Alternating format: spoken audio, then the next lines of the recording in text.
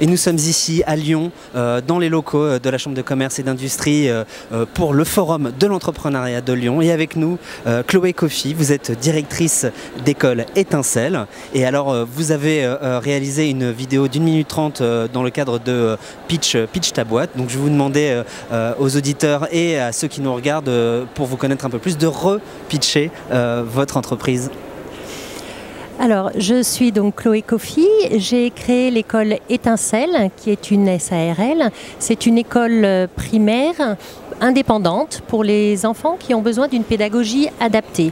Des enfants qui sont peut-être à haut potentiel, des enfants précoces ou qui ont des troubles de l'attention ou des troubles dyslexie, dyspraxie.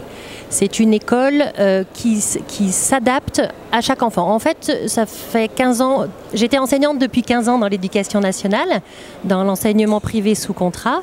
Et au début de ma carrière, j'ai une petite fille qui, quand j'étais enseignante en CP, a sauté à pieds joints sur sa table en me disant mais arrête de répéter que 2 plus 2 ça fait 4. Moi je peux te dire que 3825 plus 132 ça fait tant. C'était le bon résultat.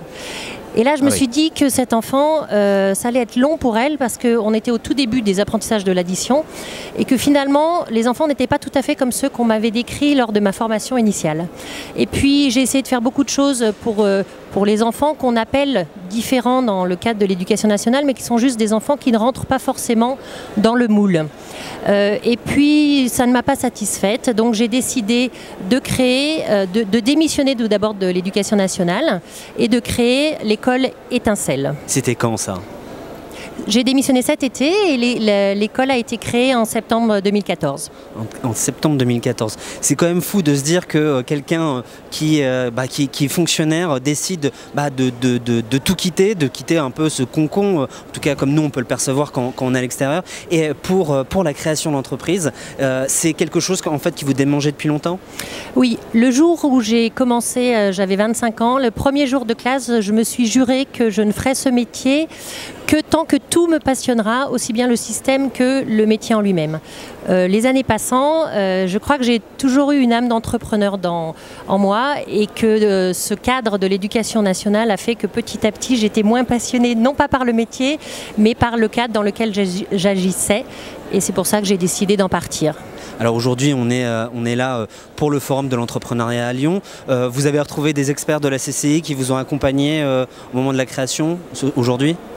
Alors, je ne les ai pas re-rencontrés aujourd'hui. J'en ai déjà vu, effectivement, j'ai déjà vu des experts de la CCI lors de mon parcours anté-création, j'allais dire. Et maintenant que l'école est créée, je continue mon parcours d'entrepreneur un petit peu toute seule en étant accompagnée, mais par d'autres structures que par la CCI, mais par des structures, des associations qui accompagnent les créateurs également.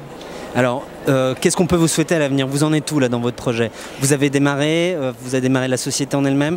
C'est quand le premier jour d'école ? C'est quand le jour de la rentrée de l'école Étincelle ? J'aurais bien aimé que ce soit déjà.